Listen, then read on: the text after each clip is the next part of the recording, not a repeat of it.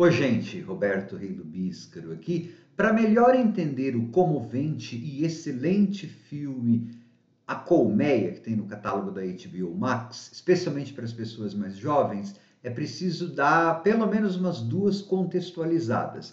Depois da Segunda Guerra Mundial, a Europa ficou dividida na parte ocidental, que era capitalista, e na parte oriental, que era comunista, Bulgária e tal. Dentre esses países comunistas, havia um que se chamava Iugoslávia.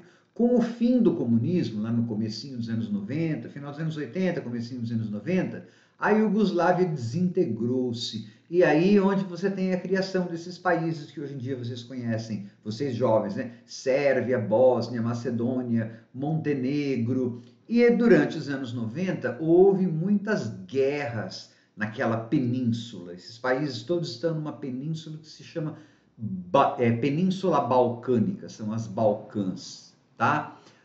Teve guerra na Bósnia e no finalzinho dos anos 90, Kosovo, declarou sua independência e a Sérvia queria Kosovo porque era uma parte. Eles ainda hoje acham que Kosovo é uma província e eles fizeram uma limpeza étnica em Kosovo, tá? Os homens praticamente morreram todos, os homens em idade para a guerra, e muitos deles até hoje não reapareceram, estão em covas em algum lugar que a Sérvia inclusive não reconhece, tá? Então esse é um primeiro contexto.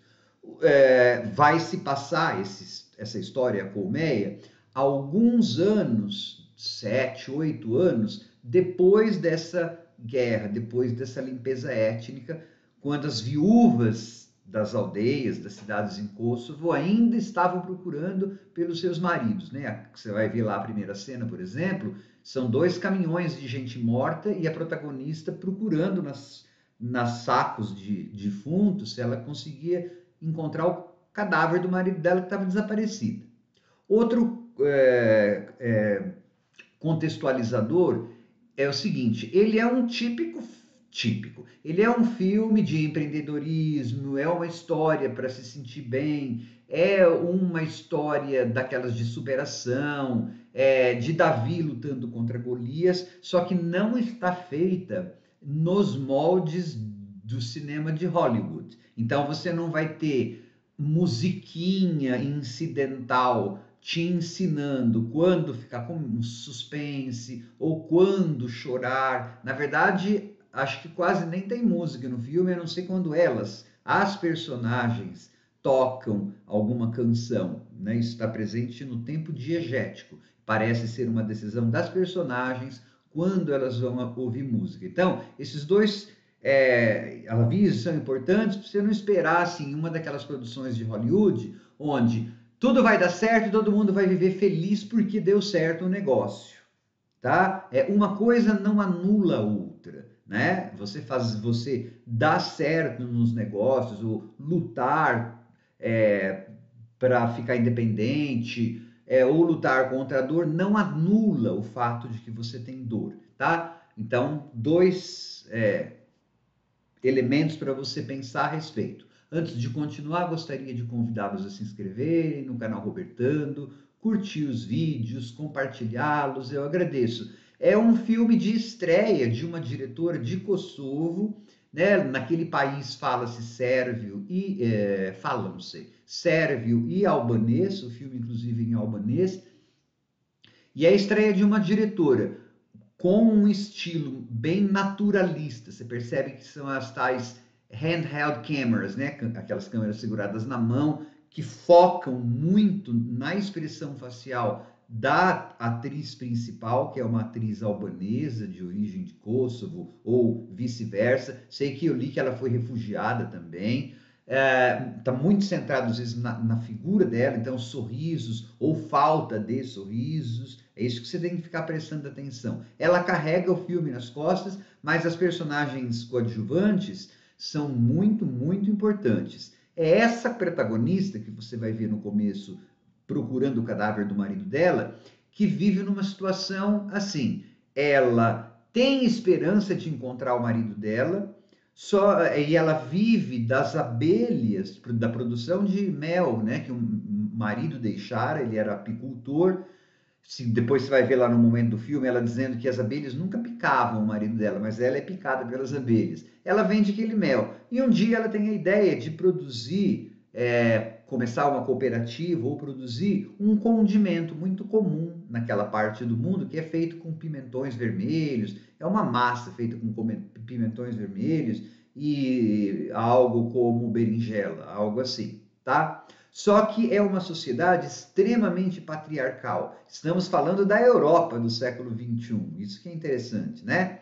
É uma sociedade que acha que as mulheres, essas viúvas, têm que enfrentar as penúrias econômicas e esperar seus maridos. Não importa se elas estejam passando fome. Os homens, e mesmo algumas mulheres, acham que o lugar delas é ficar sentindo aquela dor. E a protagonista, ela decide então começar esse negócio.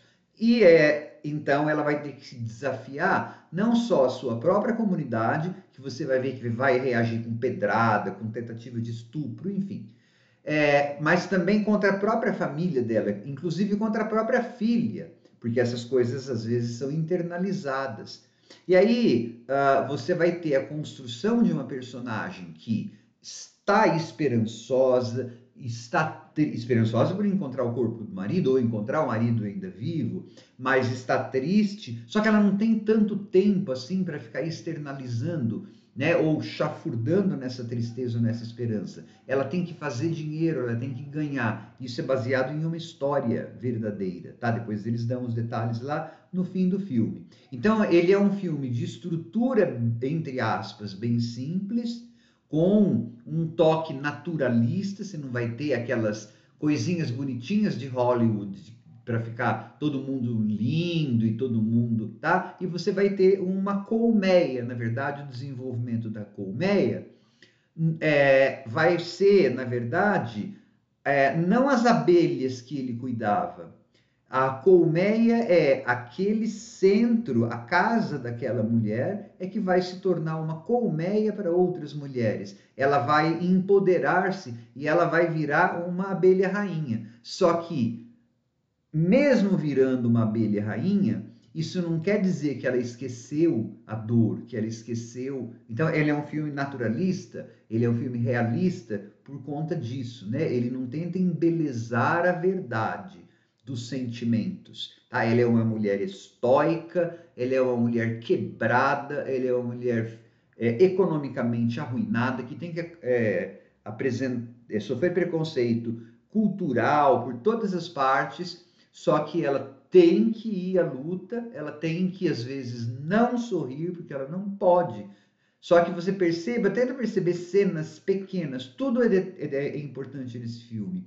Tente perceber, por exemplo, quando o menininho, o filhinho dela, está se penteando no espelho, em frente ao espelho, como que ela abre um sorriso. E aí você fica se perguntando, será que é porque ela está vendo que aquele menino é a cara do pai? Será que ela está imaginando o futuro? Ou quando a filhinha dela menstrua, parece que ela chora. Por que será, né? Será que ela está falando, ai meu Deus, ela está virando mulher, vai ter que enfrentar todos esses problemas que eu estou enfrentando? Enfim, ele é um filme muito sofisticado em termos de como ele interpreta sentimentos, né? E ele é muito bom em termos das atuações, tá? Eu achei um filme, assim, muito, muito bom. Recomendo para quem tem gosto pelo aquele tal cine europeu, né? Cinema europeu, que não vai trazer o mundo cor-de-rosa, de algodão doce, né? Do cinema de Hollywood, tá? A vida real não é daquele jeito. Infelizmente ou felizmente, você decide. Tchau.